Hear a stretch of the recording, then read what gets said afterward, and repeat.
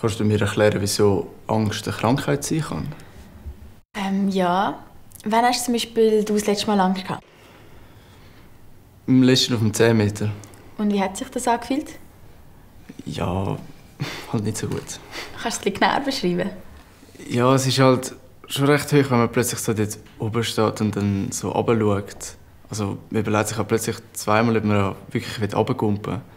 Mein Herz hat mega schnell angefangen zu schlagen und ich hatte voll Adrenalin in mir drin und es ist mir wie schlecht geworden. Also echt ein krass unangenehmes Gefühl. Jetzt stell dir vor, dass genau das Gefühl immer wieder kommt, auch wenn du überhaupt nicht auf dem 10 Meter stehst.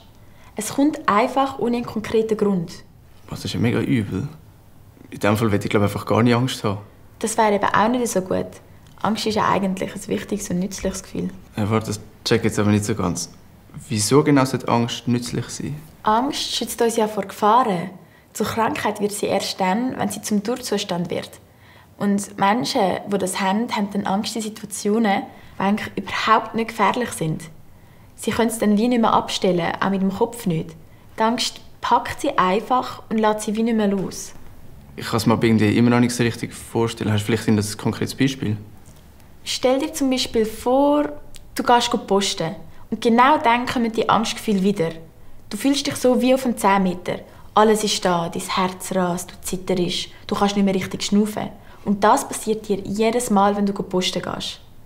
Oder ein anderes Beispiel. Es kommt im Zug, wenn ihr in den Tunnel fahrt. Und genau dann hast du die Angstgefühle wieder. Vor was die Menschen Angst haben, ist ja immer sehr unterschiedlich. Aber die Gefühle, die sie dabei haben, sind immer mega unangenehm. Ja, und das kommt dann einfach so? Ja, bei gewissen Betroffenen braucht es nicht einmal eine konkrete Situation, die das auslöst. Sie haben einfach generell ein Angstgefühl in sich. Mal ist es stärker, mal ist es schwächer. Und gibt es noch irgendwelche andere Formen von so Angst? Zwänge haben zum Beispiel auch mit Angst zu tun.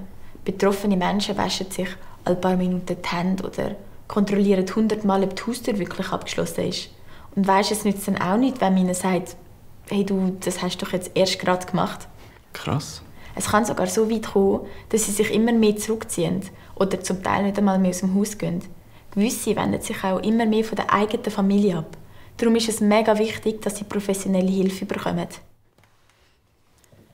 Falls deine Mami oder dein Papi das hat, ist es wichtig zu wissen, es gibt Hilfe. Ängste sind viel häufiger, als man denkt. Und man kann sie heilen. Erstens, red drüber. Red mit deinen Eltern. Erzähl, was du feststellst und wie es dir dabei geht. Und wenn das nicht geht, vertrau dich jemand anderem an. Zweitens, schau dir gut. Mach unbedingt immer noch Sachen, die dir Spass machen und dir gut tun. Drittens, hol dir Hilfe. Besorg dir noch mehr Infos. Und wenn dich diese Situation extrem belastet, hol dir selber Hilfe bei einer Fachperson. Das IKS hilft dir dabei.